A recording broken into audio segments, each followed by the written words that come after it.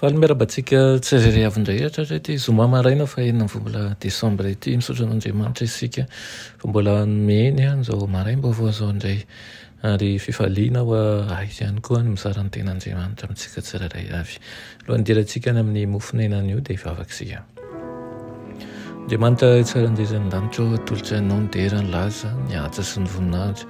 Misaotra anao izay fa mbola nomenao ny tombo-potoana tombonaina indray ankehitriny. Tianay izany raha iarahanay miaraka aminao mandinika ny teninao izany tianay hanombohana an'izany, tianay atao lohalaharana ihany koa ianao fiainanay meteza anao tompo hiasa eo fiainanay tsirairay avy anaran'i Jesosy amen.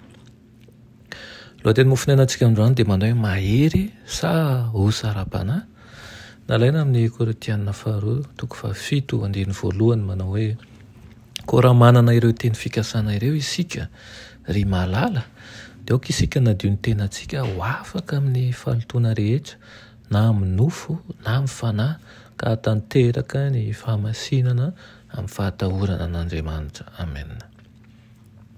Mananatra sy manitsy ireo olona izay milaza fa mitandrina ny lalàny Andriamanitra.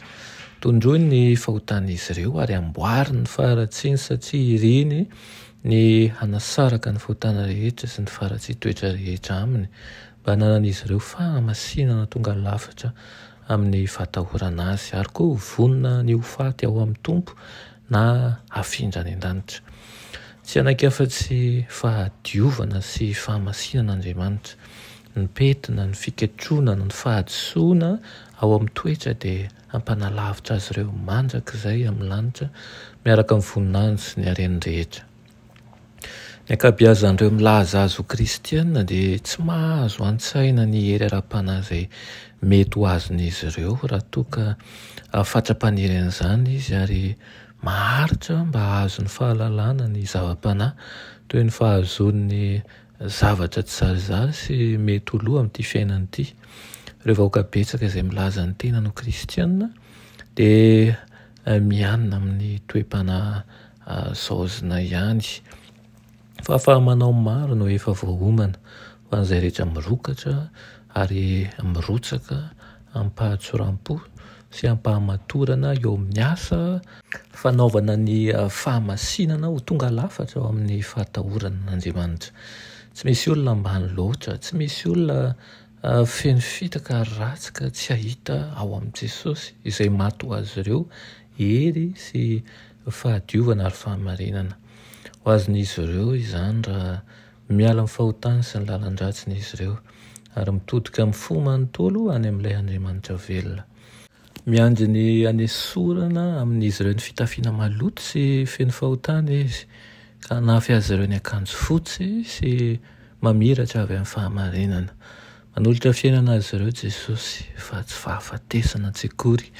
Afaka mivelatra ao aminy izy ireo, tsy halazo ny ratsany ary hamoha. Afaka manovo rano sy sakafo avy aminy izy ireo raha mitoetra ao aminy mba ho feno fanahiny mandeha toy izay nandehanany, mandresy toy izay nandreseny ary homem-boninahitra eo an-tanany ankavanany. Amen.